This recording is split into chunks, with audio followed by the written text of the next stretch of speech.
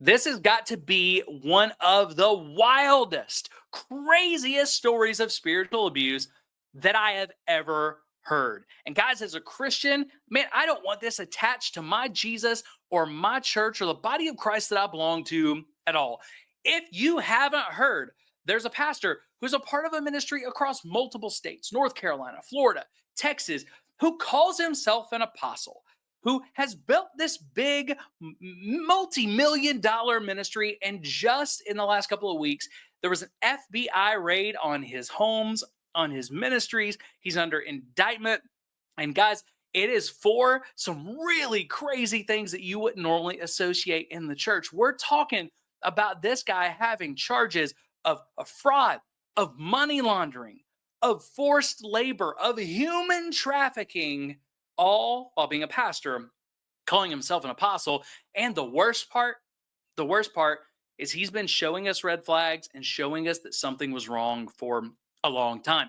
And if we pay attention to red flags, we can protect people early. When we don't pay attention to red flags, it turns into, guys, not just spiritual abuse, not just a black eye for the church and bad news headlines. It turns into people being traumatized for life. And you're going to hear just some of the crazy stuff that these victims went through. And so we're going to talk about this story. We're going to talk about the wildness of it. We're going to try to get in our heads that this is a real thing, but we're going to talk about the red flags that we could have seen. And we're going to talk about how to avoid this kind of spiritual abuse and these kind of shenanigans in the church going forward. Because I think there's some much smaller things that are happening in the church that if we would be very careful about as parishioners and as church leaders, we all have a role to play in this, where we could protect people and we could keep things like this from happening in the future. So let's go ahead and I'm going to share my screen. Let me go ahead and pull this up, and you can see the kind of headline there, right there at the top. Church leaders arrested in multi-million-dollar conspiracy after FBI raids. This feels like it's a TV show, like Breaking Bad meets the church kind of thing, okay? And I just want to send you the original news story that I had a friend send me about this. We're just going to kind of walk through this together and just talk about how in the world, how do we get here? Because again, guys, this is, I don't know any other word to say it. This is wild. This is almost unbelievable, but it's reality. So let's just kind of look through what happened. Two church leaders with ties to Tampa are facing federal charges tonight. They're at the center of what investigators are calling a multi-million-dollar conspiracy involving money laundering, forced labor, and abuse. This follows multiple FBI raids this morning, including at a home in the affluent Avalon neighborhood in Hill. All right. So again, guys, you see that home, you see all this stuff. You guys have heard some of my commentary on it, so it'll make sense a little bit more now. But you see this huge mansion. This is one of many mansions where this guy was living. Okay. He had compounds and mansions like this in Texas, in North Carolina, from what I understand, in Florida. This particular one was in Florida, and it was all paid for with ministry dollars. It was all paid for with ministry tithe dollars. People were sacrificially giving, and this is where the money was going. People were giving because they thought they were honoring God and they were honoring this apostle and they were expanding this ministry, and people were being reached. And what was really happening was this guy was buying mansions and he was buying cars and he was, doing all kinds of other shenanigans with this. But it's not just about the money. When you see that headline, church leaders accused of running a forced labor scheme, the FBI is actually going to call it, we'll see in an article later, they're going to call it human trafficking. Okay. These are really big, gross allegations that shouldn't be a part of the church. And it makes me sick that they are tied to a church. Okay. But that is what's going on. And it's just, it is hard to believe that this is a real news headline and that he was able to amass all these properties and do all these things and build this life of luxury. And none of us even knew. But the question is, should we have known? Hillsborough County. This was part of a nationwide takedown. Fox 13 is covering this investigation from multiple angles. All right, so that part, again, I wanted to get back to it. When we had Nathan Apfel and Chris Ayub on, if you have not checked those things out, okay, we had them on over a year ago. in a first video where we talked about the religion business documentary. We had them on in June as they released the religion business documentary. I'll try to link it in this description if I can remember, but it's in those video descriptions. It's also in our recap of the documentary, the information where you can go buy that documentary. They break down a lot of the ways that churches actually misuse money, a lot of the red flags to look for, questions to ask, things that lead to stuff like this. But one of the things that Nathan said in one of our early conversations that this brings me back to was he said, Jeff, the IRS kind of tax code for nonprofits is probably about 60 years overdue for reform. Okay. And he said there's so much money that is being funneled through churches and nonprofits. There's so much money that is being funneled through that nobody can track. It's totally tax free. It's being hidden because these things are churches. Now you got all of these organizations that aren't churches classifying as churches. You got churches that will not tell anybody where the money's going. He said because the church is not policing itself and the IRS has stayed hands off, he said at some point there's too much money going through that. If we don't call our own fouls, if we don't bring reform, if we don't start operating in the light financially, then the government is going to get involved because there's way too much money. Okay, there's trillions of dollars, I think, worldwide, billions of dollars, at least in the states, that is going through the church sector. And he says, so we got to do something about this. And if we don't, the government's going to get involved. Now, I can't say this with certainty, but it makes me wonder, as they said, this was part of a nationwide crackdown. Was it just called a nationwide crackdown by the FBI because this church and this guy was operating with, what looks to be criminal behavior across multiple states? Or is this nationwide crackdown actually a part of something bigger? Are we going to see more stories like this? Hopefully not exploitation, hopefully not forced labor, hopefully not trafficking. But are we going to see more and more cases of the FBI looking into these big ministries? And guys, I think yes. And I think it's both a good thing and a bad thing. It's a good thing that we get some of the bad players out of this. It's a bad thing, though, that this is going to change the way people think about the church. There are people who get upset about the religion business documentary, for instance, and they will get upset. Somebody got upset this week because I shared the documentary, and they said, I can't believe you shared this. This guy's just angry. This kind of stuff is going to make people run away from the church. And I would actually say, I think this stuff will make people run away from the church a lot worse than the religion business documentary that is calling out some of these issues. Okay. I think the best thing that we could do, and hopefully it's not too late, this is why Nathan told me he was doing the documentary over a year ago. Okay. The reason why he said they were doing it was because his hope was that this would bring reform to the church and the nonprofit sector, that the church would start calling our own fouls, that we would open up our books a little bit, that we'd shine a light on them, that we would be more above reproach than the world. And if churches would do that, then the bad actors will stick out like a sore thumb. And people will be able to tell they're not like my church down the street. They're not like the church in my city. That's just a really bad actor. But the problem is, if the church down the street, the church that you go to, the churches in your city are just as quiet about their finances, okay, as these big ministries that are being exposed, then we're going to continue to have questions. People are going to continue to have questions, and it's going to make the whole church look bad. So I really do believe when they talk about this being a nationwide crackdown, I think this should be a wake-up call. The religion business documentary should have been a wake-up call. The mass allegations of spiritual abuse and criminal behavior and everything else, all of this stuff should have been a wake-up call. And if we will wake up and we will call our own fouls, we will demand transparency, and we will work as the church to be above reproach, then man, this can actually be a really good thing. If we don't, I believe more of this stuff is coming because these kind of shenanigans, all of this money running through, guys, it's going to cause the system to buckle. That's my fear. Our Kylie Jones is at the federal courthouse in Tampa, diving deeper into the church and its leaders. But we begin with Aaron Mesmer live in Avila with more on the raid and reaction from neighbors. Aaron. Yeah, Haley, and these neighbors were absolutely stunned by what went on this morning. Neighbors in this community, they woke up. And how would you feel if you were in that community? I can empathize. I would be super surprised if something this bad was happening in my community. Financial crimes, that would be a little surprising, but not super surprising. but like a forced labor ring, okay, coming from a church, I would be surprised too. And probably a lot of people didn't even know that that was like a pastor's home or that this pastor was in their community, because this guy is part of just kind of it's kind of a weird kind of online ministry operating in different states. So I can see how they'd be surprised by it. At the same time, if we would look at the red flags that were available, we should have known something was going on. Okay. So it's just kind of a catch 22. Yes, absolutely. If you're in that neighborhood, you would be surprised. I empathize with that. And as the church, we've got to start opening our eyes. We've got to start paying attention, because there are so many good churches.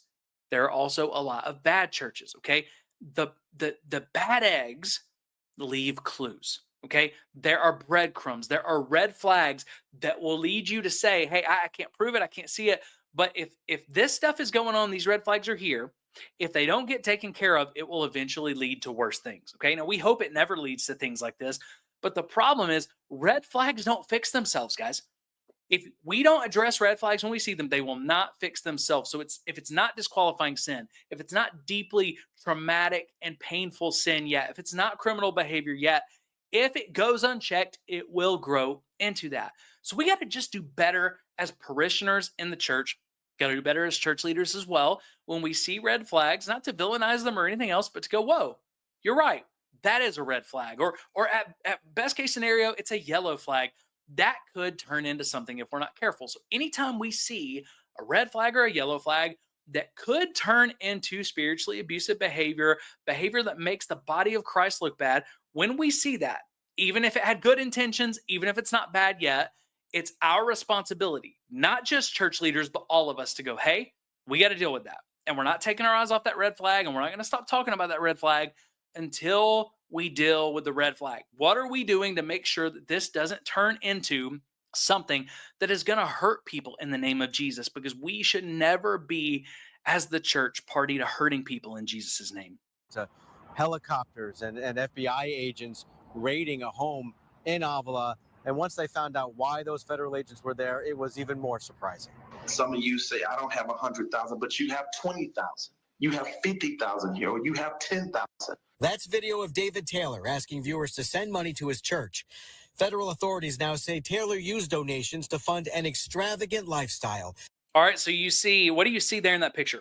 You see a massive mansion. It's not just a mansion, it's a compound, because outside of that picture, if you look, there's actually more facilities there. You can see that there's a pool there, what looks like a pool house. There's more there. If you look on the front lawn, you see a lot of cars. We're going to get to that here in just a second, because these aren't just cars of people who are visiting, but you see a lot of cars. There's more there. That's what this guy is using donor money to fund. Yeah, what did you just hear him do? It seemed like every time he was doing ministry, this guy was asking for money. Give a seed, sacrifice. Hey, maybe you can't give $100, but you know what you could do? You could give 10. Would you sacrifice with 10? Would you sacrifice with 20? Give what you can. And guys, again, this is so frustrating as someone trying to run a nonprofit above reproach. It is a struggle for me to ask for money. It is a struggle for us to fund this nonprofit, because as a pastor who has manipulated people before and who has been manipulated through tithes and everything else, I struggle to ask people for money, because I don't ever want to manipulate someone into giving. If someone believes in this ministry and wants to give, that's awesome. But I don't want them to feel any pressure. I don't want them to feel like they're getting a special blessing if they give. I don't want them to feel any of that, right? Because it's just a matter of, if you believe in it, give to it. If you don't. So when you have people who are trying to do it the right way, it's very difficult to have enough money to even like pay basic legal fees and basic bills. Okay. Now we're all right. God is providing, but it is a struggle to get it there. Okay. So just for context, we are well under $50,000 a year as an entire nonprofit that we're operating off of. Well under that mark. Okay. But then you have someone like this pastor who brought in, I think over a like 4 to 6 year period, 50,000 plus or 50 million plus dollars. And he's building compounds like this in different states, Texas, California, Florida, all, North Carolina, all across the United States. He's doing this kind of stuff. He's living this crazy lavish lifestyle. He's stepping all over people to do it. And yet what did he do? He asked for more money almost every time he did ministry. Almost every time he was on video, he's asking for more money. A pastor that is asking for more money every single week, or pressuring for you to give more money more weeks than not. I'm not talking about a couple of times a year. I'm not talking about once a month. If they're constantly pressuring you to give money and to give in faith, that is a big red flag for me. Okay. If they're just saying, hey, be generous, and that doesn't even have to necessarily be our church, please be generous to our church, but just go out and be generous. Wherever God's leading you, that is different. But so many times, too many times, it's the pastors that ask for money the most, that have the most money already and are misusing it. They get a taste for lavishness, they get a taste for the big budget, and they want more and more and more and more. And also, too often, it's the churches that are struggling or are using money well, and could do so much more ministry with the money that they don't even want to ask. Okay. So again, if you got a pastor who's asking for money all the time, maybe there is a need. Okay. That doesn't automatically mean that they're a bad church, right? But it's a red flag. Ask. And I just invite you to do this. If you see a pastor or you're part of a church that is constantly asking for money, ask them for their books. Ask them if you can see not a pie chart, but detailed budget. Okay. They have them. Every church has a budget for every department, probably 20 plus line items of where the stuff is going. They can get as detailed as they want. Okay. Ask them if you can see some financial information, if you could sit down with someone and they can just help you understand where your tithes and offerings are because you want to be more generous, but part of that is you want to be a good steward. You want to understand where these things are going. You don't have to be mean about it. Just ask. And a healthy church, a safe church is going to say, you know what? Let's show you that. One that is not, or one that is on the way. They may be healthy and safe, but again, it's a red flag. If they don't do something about it, they're probably on the way, on a slippery slope that is going to lead to this stuff. They're going to be the ones that say, well, no, we're scared to show you the money. We're scared to talk to you about where this goes. And the guys, the best churches, and this is what we ask them to do on the Safe Church Pledge. I believe the best churches that are trying to operate above reproach, you don't have to ask because that stuff is already there. And if you ask, they're going to say, oh, yeah, it's already available right here. We've already got that available. We're so sorry we didn't communicate that well. Okay. Because they're going to get in front of this. But anytime you see a pastor that's constantly asking for money, it's a red flag. And whether or not they're willing to tell you where the money goes, will tell you a lot about them. Because David Taylor, he wasn't telling anybody where the money went, because if he was, they wouldn't be given to this. That included this massive mansion in Tampa's affluent Avila community. FBI agents raided the home Wednesday morning. It's very surprising to hear that type of thing was going on, again, right in your backyard. It's unclear. And again, I understand why it's surprising. I really, really do. And I empathize with that. At the same time, guys, and I'm not trying to be hard on anybody individually, but as the church, we've got to move from consistently being surprised. Right? In the last few years of doing this, that is constant. We're always surprised when these things happen. We've got to move from being surprised to saying, okay, there's some systemic problems because this stuff is happening too often. Okay. There's too many news headlines. What can we do proactively to fix these things? And what are the red flags we need to look for and be just super diligent about? If we see these, we are going to deal with them immediately before they grow into something. If we don't do that, we can't keep being surprised by these things. Clear what authorities took from the home. This view from Skyfox shows several cars lined up with gift bows on top. So you see these cars here, and I told you we'd talk about these here in a minute. He's going to continue zooming out. There's cars on both sides of this huge fountain in front of this huge mansion. They've got gift bows on top of them, and while we don't know what they're doing, I think it looks pretty clear he was going to be giving cars away that day. How many days out of the year was this guy just giving cars to people? Who was he giving these cars to? And who paid for these cars? That question we should be able to answer. It looks like it was donors who paid for these cars. What you're going to see here in a few minutes is it's not just donors. You donate, you give sacrificially, that's one piece, but he's going to ask you to keep doing more and more and more to please God, to honor God, and to honor him as an apostle, because he calls himself an apostle.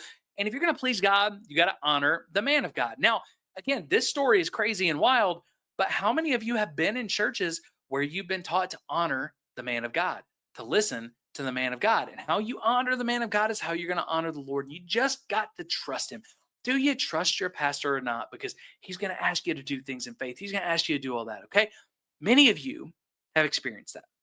I have experienced that. Now, when we're dealing with stuff like that, okay, when we are dealing with stuff like that, we realize, okay, it's not a huge leap from that to this. Because when people start blindly trusting the man of God as if he represents God, then that person is just human nature. They're going to keep asking for more and more and more and more. What does the Bible tells us? The Bible tells us the elders, the shepherds, all of those, the leaders in the church will become servants of all. The greatest will become the least. So if you have someone who is constantly telling you that you need to honor them and you need to obey them and you need to do all of these things, again, that is one of those huge red flags that we should notice. If you got to be called apostle all the time, or you got to be called pastor every time, and if somebody calls you by your name, people are giving them stink eye and they're acting like they're dishonoring them, that's a red flag. It leads to this kind of culture. And while it may not get this bad, it usually will result in spiritual abuse. So when you're looking at leaders, one thing you got to look at, is that leader a servant? Are they humble? Or are they demanding obedience? And I feel like I can only please God if I'm pleasing them. Because guys, that's a man. That's a man. That's a human. All right. I was a pastor for 17 years. Okay. I had a responsibility to serve the church. I had a responsibility to serve the people in the flock that I was a part of. Okay. But I wasn't any more special. I'm a part of the church just like you. And even though I have a different role, pleasing me does not please God. Okay. It's important that we understand that. Neighbors say the 10-bedroom, 10.5-bathroom, 28,000 square foot mansion is one of the largest in Avila. Because they was like, how could a pastor afford to live in a house like that? According to the So one of the largest houses and mansions in this well-to-do upscale area of Florida, it was owned by a pastor. And that's part of the problem. If you watch the Religion Business documentary, you're going to see a lot more of this. But it's not just the Kenneth Copelands of the world. It's not just these big, prosperity gospel, pastors. There are a lot of pastors in the evangelical, non-denominational megachurch world, guys, who are having housing allowances for properties that are millions of dollars. There are those that the church owns the house for good reasons, and there are those that church owns the house for bad reasons. Okay. Do you know, if you're a part of a church, do you know if your church owns massive property? If your church owns any property, even a small parsonage, do you know? Do you know what it's used for? Okay. But if your church says, well, yeah, we own this $5 million house and it's a parsonage, I don't care where you live, even in really expensive areas, that's too much for a parsonage. Okay. You need to ask questions about this. The 23-page federal indictment, this house is one of several properties throughout the country purchased by Taylor's Kingdom of God Global Church.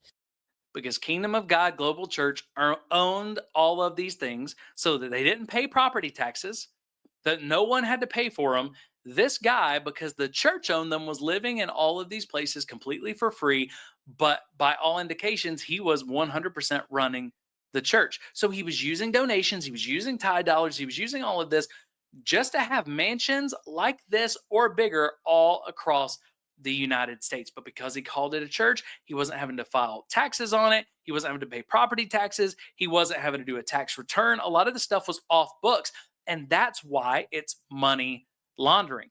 Because if you ever get caught and people figure out you're just running this stuff through the church for this reason, then it is very clear money laundering. And a lot of churches, it's a lot more gray.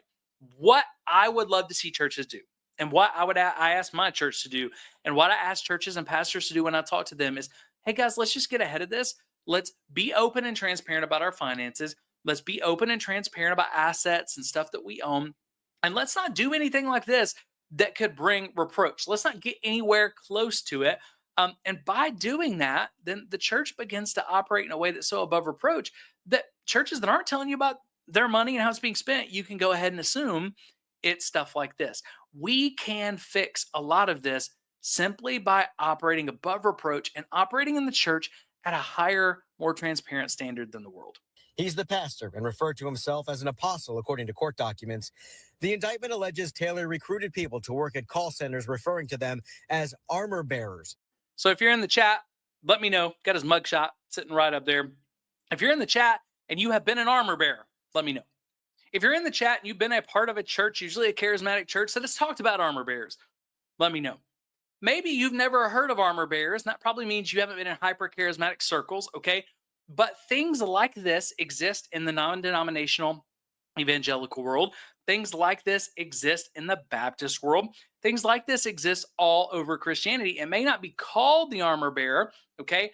But these things exist. It is usually made worse and exacerbated in hyper charismatic circles, okay? But this is not unfamiliar probably for many of you, this idea of armor bearers, okay? An armor bearer is someone who is called to support the pastor. You are serving God by serving the man of God, right? And you're their armor bearer. You're taking part of that burden. You're helping them carry the heavy weight of what they're doing. And that is a good thing. The problem is people who, pastors who are serving you well will normally not call you armor bearers or need armor bearers or ask for them. They simply need the community around them. When pastors start asking for armor bearers and talking about armor bearers, that's a red flag. Another one of these red flags. He makes people call him apostle. He's calling himself an apostle, and he's constantly asking for armor bearers. Those are red flags that this guy has an ego issue, that he thinks people are there to serve him instead of him serving them. And guys, if you are an armor bearer, I'm just telling you, the number one red flag of misusing this idea of armor bearers is if the armor bearer is essentially an indentured servant. Like, what are you doing? Are you always just doing menial tasks? And again, in a lot of like your non-denominational evangelical churches, you just may be someone, I may say, hey, I'm discipling you. You're going with me everywhere, but you're doing all these menial tasks, and I'm discipling you because you just get to travel with me and get all these cool experiences. But really, you're just here to be my servant, okay? When you have someone who's making you call them titles and who is asking you to be their armor bearer, and what they mean by armor bearer is servant, you're always doing the crap jobs. That is a massive red flag. And they may be headed for a mug shot like this if they ever got caught.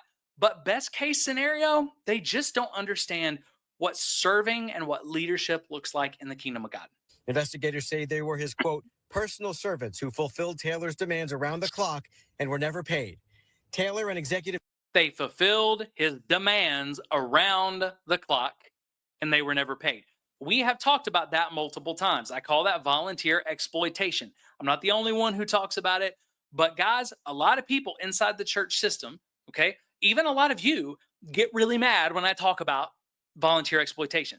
There's always people who say, Jeff, that's not a big deal. The volunteers aren't being exploited. They're big boys and girls. They volunteered on their own. They can quit when they want. If they don't like it, why don't they just quit? That's on them. That's what I hear all the time. And I may hear it from some of you in the chat today. I hope not, but I hear it all the time. But I have stood firm for years now. That is not okay, because yes, they can quit. Yes, they signed on to volunteer, but exploitation and even human trafficking, did you know that the consent is not necessarily required for that? Okay. And here's what makes it worse. When you are a pastor and you're calling yourself a man of God or an apostle or a spiritual father, you are setting yourself up as larger than life. And you are setting yourself up as if you want to please God, you need to please me. And pleasing me is pleasing God. When you do that, then it's not just a matter of a volunteer can say yes or no. When they are being made to feel like they need to say yes to please God, that is volunteer exploitation. Okay. And again, I've been a part of the system that does this. I have to repent because, man, we needed volunteers constantly to feed the machine. And a lot of times it was just manipulation and exploitation, right? I remember serving, guys. I remember serving on a staff. There's another pastor on the staff that all of a sudden he had a brand new assistant. And I was like, oh, wow, you got an assistant, man. She's answering all your emails, she's helping with all your stuff. That's pretty cool. I bet that's helping you. You know, it's really helping you in your job. I didn't know that they were hiring you an assistant. He said, oh, they're not. I was like, then what's going on? How do you have an assistant? They didn't hire you an assistant. He goes, oh, she's volunteer. She's volunteer. She's my 25-hour-a-week assistant, and she's doing that as a volunteer. This is a part-time, near full-time role because 32 hours would have been full-time. She's nearly full-time as a volunteer. And guys, not only was he proud of it, he was patted on the back for it. And he was using it as an example of, hey, we could get a lot more ministry done if more of you guys would help find these people. And there were all kinds of different initiatives, okay?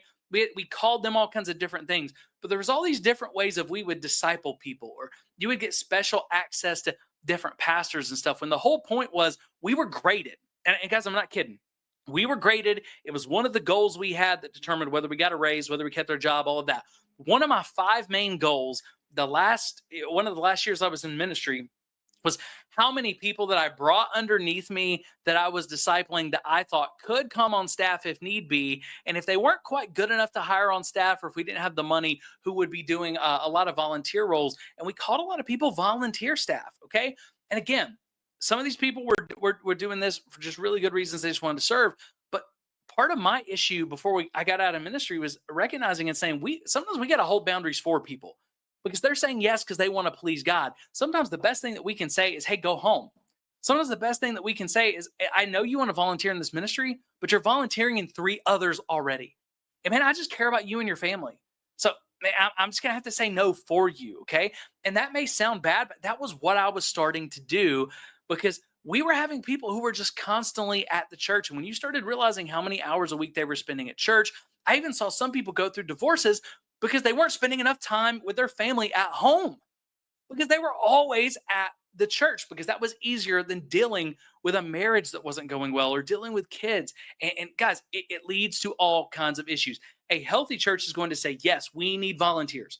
Volunteers are the lifeblood of the church. And Ruslan and I talked about this. Serving in church is awesome. It is good. I encourage you to do it. I'm volunteering. God, this week, almost every night I'm volunteering somewhere. But that's also a season. Because if I did this all the time, then I couldn't be a good dad. And a lot of the stuff I'm volunteering for is actually for things my kids are involved in right now. Okay. So volunteering's good. But you should not be volunteering 40 hours a week every week, 30 hours, 20 hours a week every week. If you're spending more than 5, 10 hours at the church volunteering every week, there's a problem, because that's becoming a job. Okay. And it very quickly becomes this idea that you may not ever hear. But again, I was on that church staff where we were talking a lot about, we got our paid staff, and then we got our volunteer staff. Okay. So we just got to be very, very careful about this stuff. Those are other big red flags. Do you have a couple of red flags to look out for here? How often is the church asking volunteers to serve? How many ministries is the average volunteer serving in? Your church probably knows that. If it's a big church or a medium-sized church, they actually have that data. Okay, and so how many ministries are they normally serving in? I think one of the churches I was a part of at one point, it was like the average volunteer was serving in 3.5 different ministries. So they're just all the time doing stuff like that. But also look at this. What's your volunteer turnover rate? Okay. Are there a lot of volunteers who are there all the time, and then they burn out and they disappear and nobody knows where they're at? Um, a lot of times churches that do this have a very high volunteer turnover rate and a very high staff turnover rate. If your staff and volunteers are constantly turning over, that is a sign that the ministry machine has started eating the people instead of discipling the people. Director Michelle Brannon are accused of controlling nearly every aspect of the workers' lives, cutting them off from family and forcing them to take contraceptives. So these armor bearers weren't just meeting David Taylor's demands day and night. It says that his executive director there and him were controlling almost every aspect of their lives, including making some of them take contraceptives. Okay, this is, and here's the problem. I know this is bigger than most churches. This is bigger than most church volunteer exploitation. But the problem is, the more you have this volunteer submitting to you in an armor bearer type role, in a spiritual son, daughter type role, the more they're serving, the more they feel like that's pleasing God, the more you're telling them that's pleasing God, the more they're going to allow you to do, because it's almost an honor. And it is very easy for pastors to all of a sudden cross that line, even good ones, crossing a line of you're making decisions for people you shouldn't, and you're controlling things that you shouldn't. I actually remember being taken by my boss at one point. I was taken to lunch by my boss and his wife. And I thought we were just going to lunch one day. And we're getting ready to leave. And he's like, hey, my wife's going to come with me. And it turns out that whole lunch was just to grill me about one of my volunteers, because one of my volunteers was going to marry another one of the volunteers that they were close to, and they just weren't sure if he was good enough for that person. So they're constantly grilling me about this person, because they're trying to make decisions, and they're trying to impact decisions that this person was making about whether or not they were going to marry their spouse or not, guys. That's real. That's real stuff. Those are real conversations that I had. And I'm sitting there, thinking, that's up to them. I don't have any horse in this race. That's their relationship. Us as pastors should not be talking about that. But so when we talk about controlling every aspect of their life, it's not just this. This is very easy to happen in environments where people over volunteer, where there's exploitation or leading toward exploitation. This stuff can kind of naturally happen, but it's going to get worse. They controlled everything with these people. You're going to see they even punish these people if they didn't do the things that they wanted them to do. But these people, and again, there's always going to be people who say, well, that's on them. They should have just left. No, it's not on them because they believe they're serving an apostle. They bought into this guy's stuff. All right. All of that, that is a spiritual abuse. This guy was using his spiritual titles, his spiritual authorities to control people and to almost enslave people, guys. And so we have got to stop blaming those people and taking all of the blame. And that's what I hear so often with spiritual abuse from voluntary exploitation is people want to say, well, that's on them. They should be able to say no. And they take all the blame off the church. They take all the responsibility off the church, all the responsibility off of the pastors.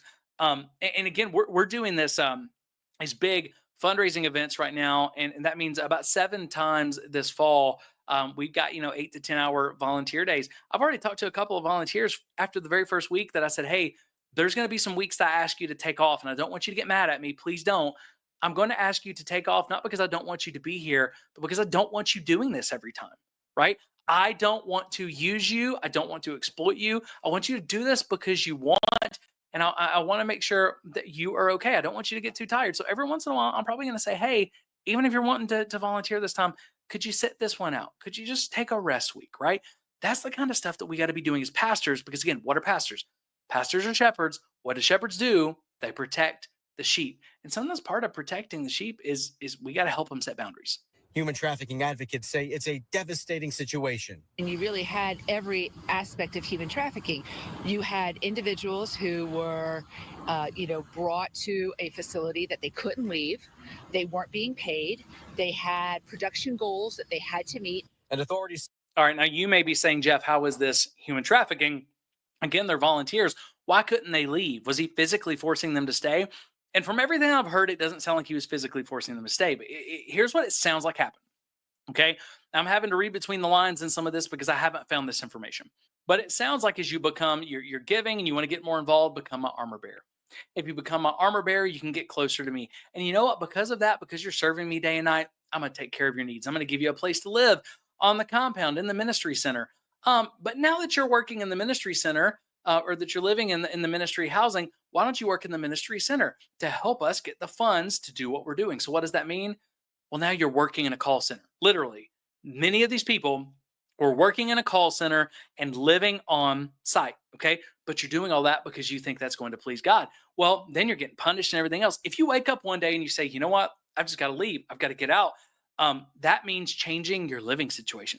That means losing your community. It means losing your support. And you have believed this whole time that all of this is to please God. So the moment that you say, whoa, the wool was pulled over my eyes, I've been abused, I need to leave. Well, now your whole view of God and faith has shifted because I was wrong. What else was I wrong about? This is why this is human trafficking. This is why this is voluntary exploitation. This is why this is sinful. Okay. So yes, technically these people probably, most of them could have left. But if they left, what would their life have been like, right?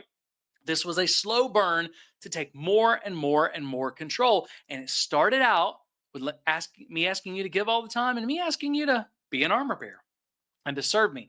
Does that mean that every church that has armor bearers, that every church that asks for money all the time is there? No, but those are red flags.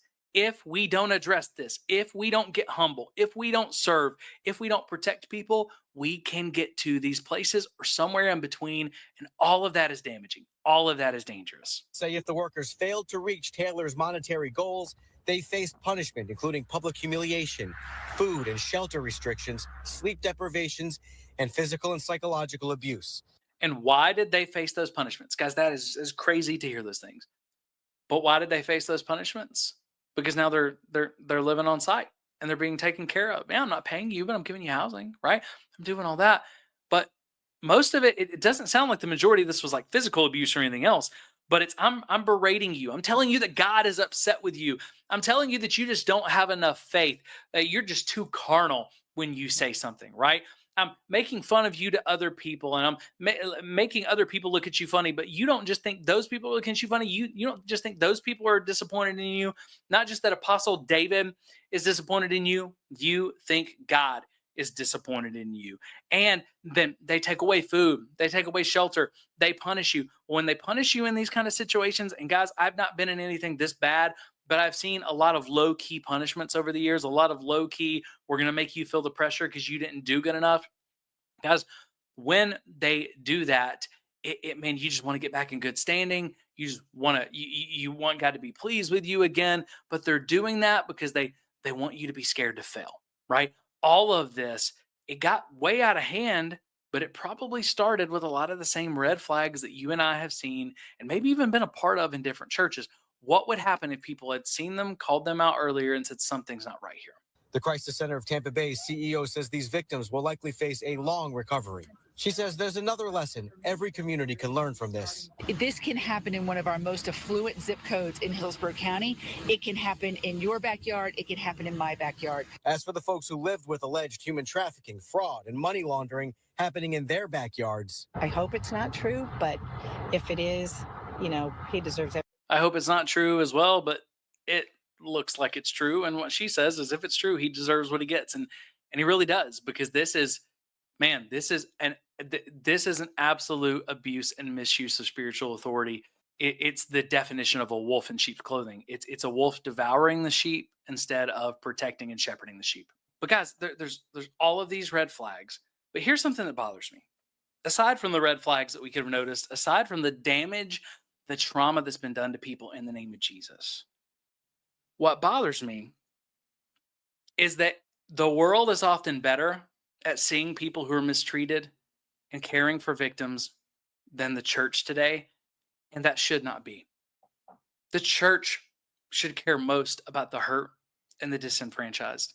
The church should be the ones, we should be the ones bringing healing to people and caring most for those who are going through trauma and who are going through abuse. But again, when I talk about volunteer exploitation, what I hear from Christians most often that are most bought into the church is, Jeff, that's not a big deal. That's just snowflake volunteers, whiny victims, want to act like they got a problem. And then you got this situation. You've even got some of them that might listen to this and go, oh, that's crazy. That person shouldn't have done that. But why didn't they just leave, right? That's their answer. And then you have federal authorities, and you have this person working for human trafficking nonprofit and people who maybe even aren't Christians. And they're saying, no, we're doing everything we can. We're setting up federal command centers. We're doing our best to help these victims because they're going to be dealing with the trauma of this for a very long time. The church has got to get better at saying, we see you and we are going to walk with you and we are going to support you as you pursue healing. And man, we recognize what happened to you should have never happened to you. And we are right here with you as you walk toward healing. We got to start doing that instead of weaponizing victimhood. And we've turned being a victim into a slur. We've turned it into a slur. You're just a victim with a victim mindset. You're just weak. You're just a snowflake. You're just this, that, the other. Man, and that is part of the reason why so much of this abuse grows wildly in churches. Because when people do say something's wrong here, we turn on them instead of hearing them. We turn on them instead of learning from them. We turn on them instead of helping them heal. And guys, that should not be, that is one of the things I think just bothers me the most about this situation, okay? But I wanted to look here as well. Let me share my screen again. I wanted you to see there's actually from the Justice Department, the Office of Public Affairs, there is a whole article about this that you can read. It says 2 self-professed religious leaders who used physical and psychological abuse to coerce victims to solicit tens of millions in donations, federally charged and arrested. This actually happened at the end of August, but you can actually see from the FBI directly kind of what's going on here. Okay. They've got the 10 count indictment against them. It's David Taylor and Michelle Brannon, who was his executive director. And again, they said this was North Carolina, Florida. I think they said Texas, Missouri, Michigan. They were all over doing this. So they talk about this being human trafficking. This is very important. We'll use every lawful tool against human traffickers to seek justice for the victims. Combating human trafficking is a top priority for the Justice Department. Okay, they also talk about this being money laundering and tax evasion, and all of that. So you can learn more about the indictments here. But I wanted you to go ahead and see, even from the Justice Department and the FBI, they are calling this human trafficking. So again, You may be saying, Jeff, how is that human trafficking? Okay. And this is something that a lot of times when we talk about trafficking, you're only thinking about that as like sex trafficking. Okay. And there's actually a lot of different forms of this. So, one of the things that you're going to see right here, and if you just Google human trafficking definition law, okay, federal law primarily through the TVPA defines human trafficking based on three core elements. Okay, the act, the means, and the purpose. It's called the AMP model, right? So here is how law enforcement and anti-trafficking organizations are going to use the AMP model when they're trying to decide, is this trafficking or is this not? The first thing is the act, what is done. And it says the offender commits an action such as recruiting, harboring, transporting, providing, or obtaining a person. Okay. So sometimes when I'll talk about volunteer exploitation, or I'll talk about, hey, this is getting, guys, sometimes we got to be careful in the church. We're almost like flirting with that line of like some sort of trafficking. People get really mad. But again, it could be the action of recruiting people. Okay. It could be harboring them. Doesn't mean that you're harboring them in a van. It could be like this guy. Well, I gave you a place to live, but you can only live here if you're following our rules and doing our ministry and doing all of that, right? That could be harboring as well, transporting, providing, or obtaining a person. Those are the different acts, and there's a lot of nuance to that. But again, this is more than just what we normally think of with trafficking. The means is the second part. It's not just the act, it's the means. How is it done? The offender uses one of the following methods. Okay. Force, we're familiar with. Force is what you think of when you think of with trafficking. But it could also be fraud. And when you look into what fraud is, that's a whole gambit of stuff that could even be promising. Hey, fraud could be something as simple as, hey, if you do this, you're going to please God, and then God is going to bless you with an abundant life, and you'll have more than you could ever ask for or imagine if you'll just stay faithful. You're promising like this idea of life. That would be flirting on the edges of this idea of fraud. But again, coercion. Coercion is something that I talk about a lot with volunteer exploitation. And I'll have people going, oh, come on. It's not exploitation. It's not coercion. They're volunteers. They could quit. But yes, it's coercion. People will say it's not exploitation because no one's forcing them to do it. But if you notice, force is only one of the means. You got fraud, you got coercion. This can include physical violence, threats, debt, bondage, or a false promise of a better life. Okay. And you're going to see there's a lot of threats here. There's kind of the idea of debt bondage, because even though it's not debt bondage the way you would think of it, it's you're kind of in debt bondage to us because we're providing your living space. And we ask you to do that so that you can minister better. But now we're controlling your living space. We can control you, and then false promises of a better life. And then the last thing they look at is purpose. So it's not just the act or the means, okay? But it's not what is done and how it's done. It's also why it's done. And it says the goal of the act is to exploit the person for either sex acts or labor and services. We think about the first one there. We rarely think about labor and services. But exploiting someone for labor and services without pay is just as much a part of this. Those are purposes that you can look at. Now, you may also be saying, well, but that's not really exploitation. What is exploitation? I find that most people who fight against this stuff and want to say people should just leave this as exploitation, I find that most people in the church don't know what exploitation means. Exploitation is the action or fact of treating someone unfairly in order to benefit from their work. Okay. Volunteers, you're trying to treat them fairly. Hey, you can volunteer when you want. You cannot volunteer when you want. We're just so grateful that you're here. Hey, I've had people volunteer on me this weekend. Okay, well, let's pay for your parking. Let's try to pay for a meal. What do you need? What can I do? I want to make this as easy on you as possible because we're all benefiting from this. You're helping this organization you believe in. And man, we could not do this without you. Should be mutual benefit. Okay. When you're treating someone unfairly and you're benefiting from them more than they're benefiting from you, that is a totally different deal, and that becomes exploitation. It's the action of making use of and benefiting from resources as well. Okay, so even when you look at Merriam-Webster here, okay, you can exploit laborers, you can exploit a system, you can exploit natural resources.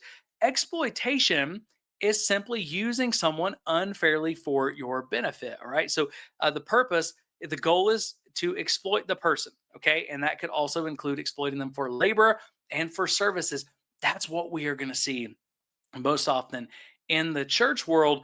When you get an unhealthy culture, it moves from having volunteers to having people that you are exploiting. Okay. And again, there's different types of human trafficking. One of them there is labor trafficking. Okay.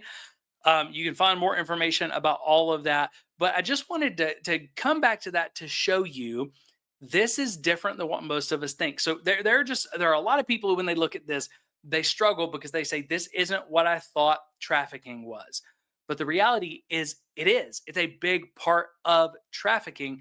And when you see how trafficking worked here, you realize that if we're not careful, an unhealthy, toxic church would be a very easy place for exploitation of people and trafficking to occur. Okay. Which is why we got to be very transparent. We got to be very accountable. We got to make sure that people can call us on the red flags. We got to have systems in place to protect, because bad actors would find the church, I think, a very easy place to do these bad things. Okay. Also, again, should I want you to think about this just looking at these news stories. Okay. So you guys can see, if you just Google Pastor David Taylor, let's just look at some of the stories that are here. Houston church leader allegedly ran labor scheme to buy luxury vehicles and dinners, from the Houston Chronicle.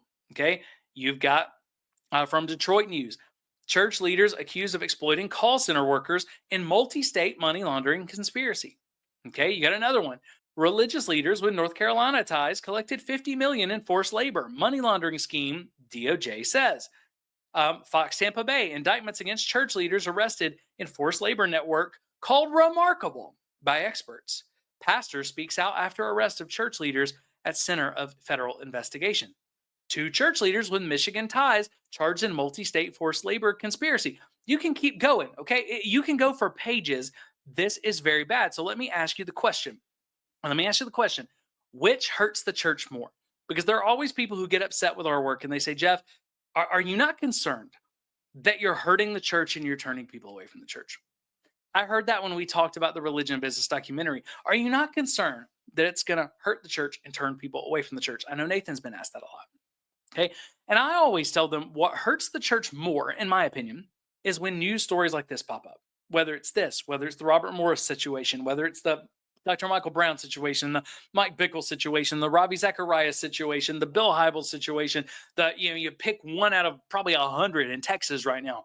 When we have local or national or international church leaders who are making these news headlines because we didn't heed red flags, we weren't transparent, we weren't accountable, we didn't call our own fouls, we hid things. I think all of that does a greater damage to the reputation of the church than teaching about red flags and calling out abuse when we see it and saying, hey, this is not the church. This is not what Jesus has called us to be. Okay. And that is a lot. There are a lot of people who are upset with the religion business documentary who have never watched it. Okay. I've noticed that when I look at the documentary, you guys know I don't agree with everything in the documentary, but I think overall, most people would look at that and go, oh, okay, yeah, there's some problems here. But what if instead of the church getting upset about it, the church said, you know what? We don't agree with everything there, but there's some definite problems there. And across the nation, across the country, across the world, yeah, we're going to start working on that. We're going to work to be more above reproach. We're going to work to live at a higher standard than the world, because we don't want anybody to question, man, to question who God is or how much he loves them. So I think this stuff hurts the reputation of the church a lot worse than a lot of the stuff that church leaders are getting upset about. Okay. But I also think about this. And again, just using this example of the religion business, because I know they've taken a lot of shrapnel with this different stuff. But you had, if you haven't heard this, it's a pretty good podcast. I'm not all the way through it. I may react to it at some point because there's some really good stuff there. But Sean Ryan recently had a full podcast episode. It's like 3 hours long with Nathan Apfel. But he actually talked about this on the podcast episode the other day. So he's taken the shrapnel as being this anti-church guy in a lot of ways, when he's been talking about this for a long time. But just kind of hear what he had to say about David Taylor the other day.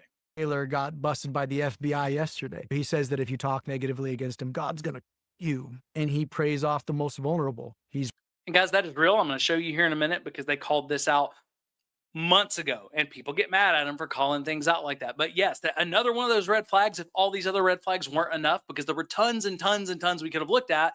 Yes, this guy has basically said all of his critics and all of his enemies and anybody who doesn't agree with him and comes against him, that the Lord will smite you. Okay. He will unalive you if you don't agree with this guy. Right. So when you talk about exploitation, why couldn't those volunteers just leave? Well, they believed he was an apostle. They believed he had the power to essentially, unalive them if they left or if they disagreed with him, right? Because he preached that all the time, which we'll get into here in a minute. He's raised 50 million bucks in about the last decade. His home in Tampa, Florida, his parsonage, paid for by donors, $8.3 million, 28,000 square feet, was raided by the FBI. Now, that sounds bad, and you're like, well, Jeff, he's just talking about it after the fact. If you've watched the Religion Business documentary, he talks about all this kind of stuff. He talks about how they build these compounds, how they're tax free, how a lot of people don't know that stuff is there. He talks about this stuff in the documentary. And guys, there are a lot of people, there are a lot of good people who say, well, that's just a few people. That's just the Kenneth Copelands of the world. That's just this, that's just that. It's too many. Okay. And again, at a smaller scale, not, these huge mansions like this, but maybe it's one, maybe it's much small. At a smaller scale, there is misuse of funds in too many churches. It's not the majority of churches, but it's too many. That is what is hurting the reputation of the church. And it's part of what the Religion Business documentary was trying to do, was say, hey, if we'll come up with systems and we will fix this system, if you want to spend the money, but let your donors know where this money is going. It's not a call. The actual documentary, and I'm not talking about Nathan and his views, but the actual documentary is not a call to not pay churches, to not have buildings, to not have pastors have houses. It's not any of that. It's to simply say, hey, let's get this under control. So if we would heed some of those warnings, maybe we don't get to these places. So even if you don't agree with everything he says in the documentary, which I don't, okay, even if you don't agree with every conclusion that he comes to, all right, there's a lot that we can learn. If we will pay attention now, we don't have to keep seeing things like this. He has about 28 million in real estate. So he's taking money from the most vulnerable, who Christ is there to protect. Technically, he owns a Bentley, Rolls Royce, all in the name of Jesus. $28 million in real estate, all the cars you saw, he's giving away cars like that. But that is what he's doing with this donor money, guys. He's got people working for free at call centers till 4 a.m. And if they don't hit their donation quota, they have to get on their knees and beg him for forgiveness. Beg him for forgiveness? Because he's anointed, Sean. They literally would have to get on their knees and beg him for forgiveness. Did you hear Sean Ryan? Whoa. They had to beg a guy for forgiveness. And it's just, Nathan's lived looking at this stuff for so long. He's like, yeah, but he's anointed. He's the apostle. But guys, in these systems, if we let it go too far and you're serving the special man of God instead of the leader being the servant, it can become this. This is what happens when we let red flags grow, when we let the cancer of sin and the cancer of spiritual abuse grow. It starts out as something small that we can treat, and it ends up being something that destroys lives, okay? But Nathan didn't just talk about this after the fact. This is a reel that the Religion Business shared before, I think this was months before the documentary came out, talking about this. I think they've talked about David Taylor multiple times, but again, thinking about these red flags, thinking about the fact that we could have seen some of this stuff coming if we will pay attention, hold leaders accountable, and call their own fouls. The Religion Business takes all this shrapnel for you're hurting the reputation of the church. But again, I want you to ask, what hurts the reputation of the church more? The news headlines that are out now, or if we had, as the church, heeded warnings like this months and years ago? Get you, not only for messing with the money that comes through here, God is going to get you for messing with his money in his kingdom. He ain't going to let you. That's literally his message. That is this guy. You're going to hear from multiple sermons in this clip, okay? And the audio is a little funky because I had to remove, there's music behind it, and I had to try to remove as much of the music as possible because YT does not like that, okay? But you're going to hear him say, God's going to get you. God's going to get you. If you don't give, or if you teach people not to tithe, or if you question me or come after me. He even goes after governments, you're going to hear in here. This is the kind of stuff he is preaching, which is what's allowed him to exploit people. People are literally terrified of coming against this apostle, this man of God. You mess with his money that flows through the church by telling people they don't need to tithe, telling people they don't need to sow $1,000 seeds. You are out of order, and God is going to get you. So God is going to get me, and I'm out of order because I'm one of those people who says you don't need to be sowing $1,000 seeds. I'm one of those people who says you don't need to tithe.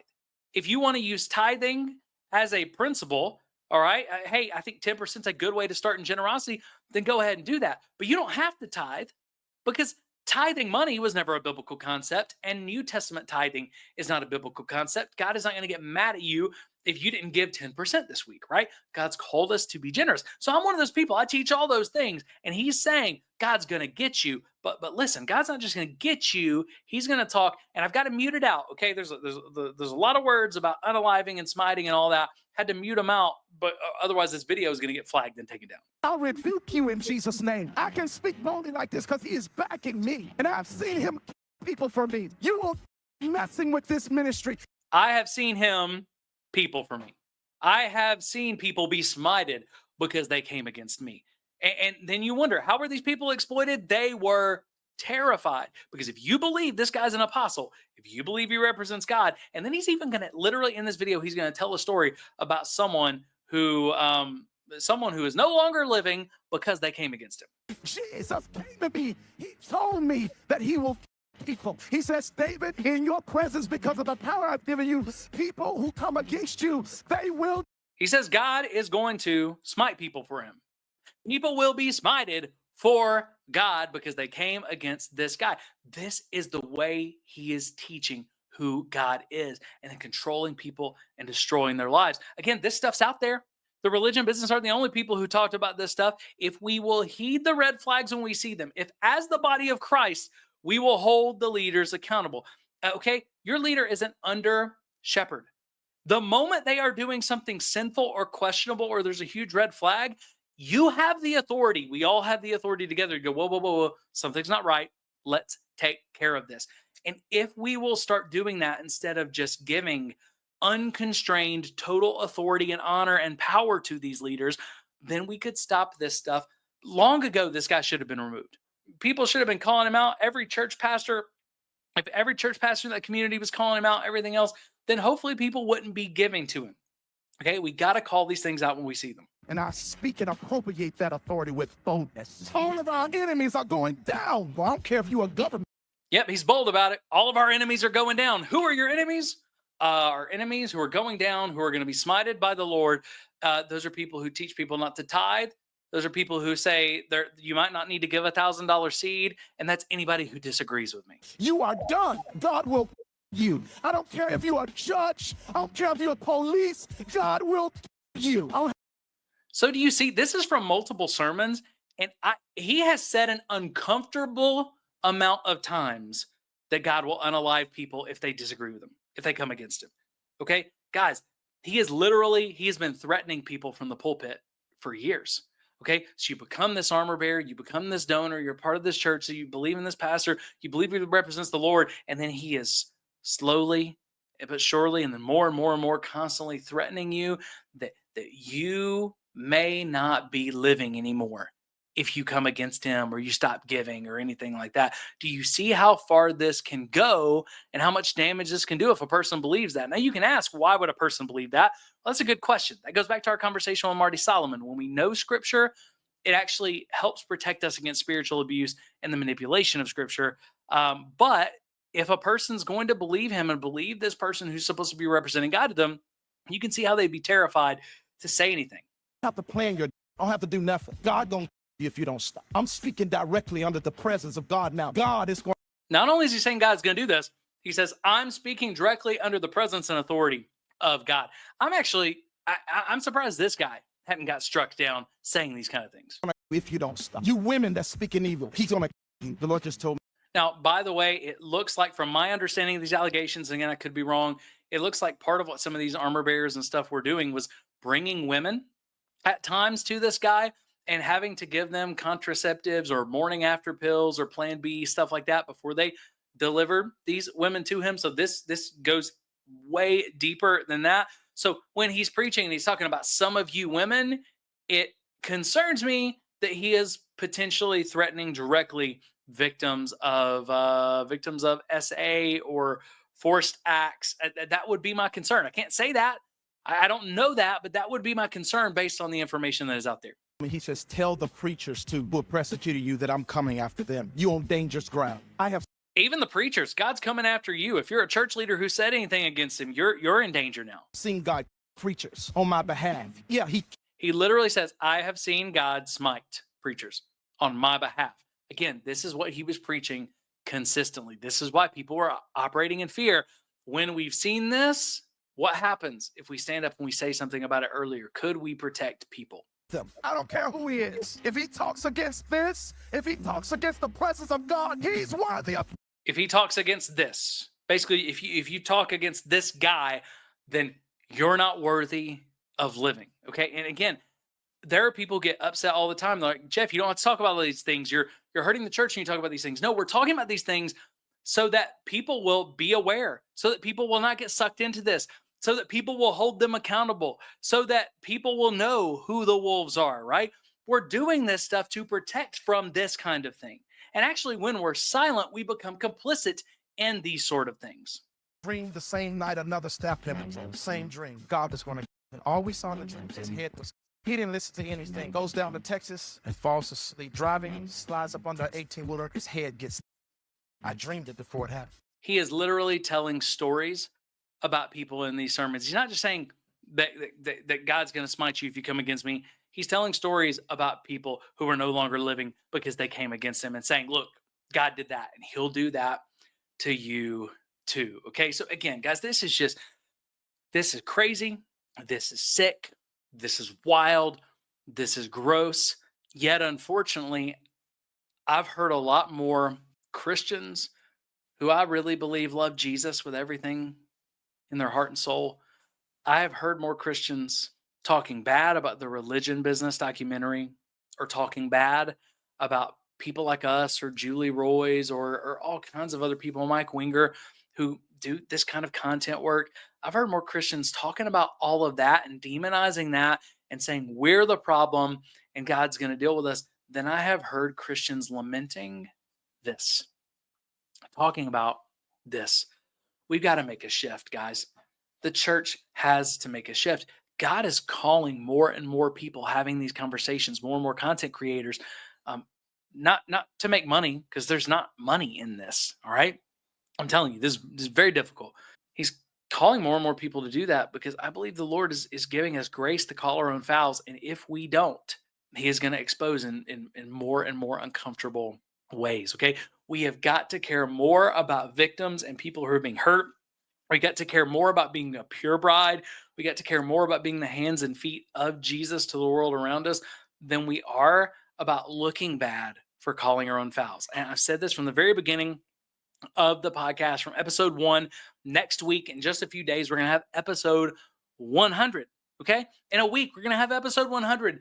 And from episode 1 to 100, I have said one of the best things that the church can do, one of the reasons why we're doing this podcast, one of the reasons why we started this nonprofit, is because if churches would call our own fouls, we could end a lot of spiritual abuse and we would actually help the reputation of the church. We would point people toward Jesus, because people don't expect us to be perfect, but they do expect us to deal with sin and imperfection and things that are hurting people in the church. So hopefully we can learn from this, guys. I don't want to talk about some of the stuff because it's so heavy, but this, as wild and crazy as it is, I hope you can see that there were red flags all over this thing.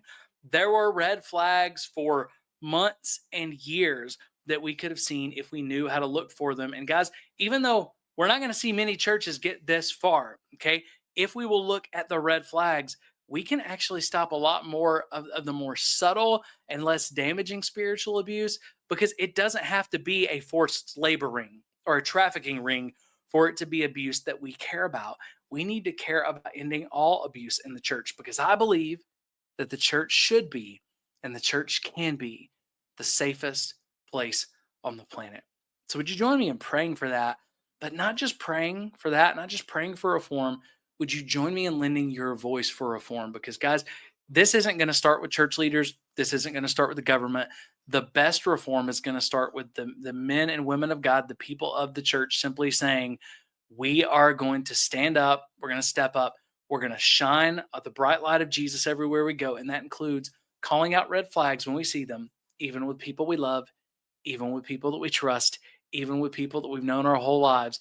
Because if we call these red flags out early, not only is that the kindest thing we could do for potential victims, not only is it the kindest thing we can do for the church, not only is it the kindest thing we can do for a world who is looking for a Jesus to believe in, but it's the kindest thing we can do for those leaders They may not like it. It may be uncomfortable at the time, but it's actually the kindest, most loving thing we can do for those leaders is to say, hey, that's out of line. And even if you don't mean it bad, that could turn into something that we simply can't stand for. So I don't know what that looks like for you, but I would just encourage you to start asking that question. What role can I play? What practical steps can I take to begin making a difference where I'm at and ending spiritual abuse?